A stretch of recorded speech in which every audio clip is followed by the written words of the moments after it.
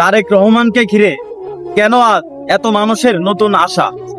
উত্তরটা খুঁজতে হলে দেখুন দেশের মানুষের কষ্টের ভাষা। বাজার জুড়ে দামের আগুন, বাড়ছে মানুষের চাপ, সংসার চালাতে দিনকে দিন কঠিন হচ্ছে মাপ।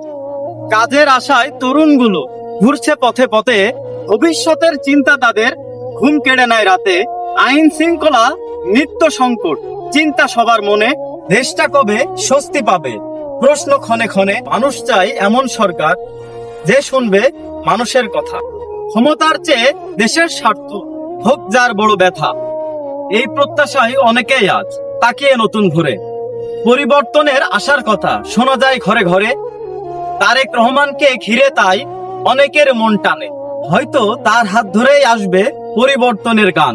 তবে প্রতিশ্রুতি নয়, কাজই হোক তার প্রমাণ। দেশের মানুষ শান্তি চায়, এটাই তাদের প্রাণ।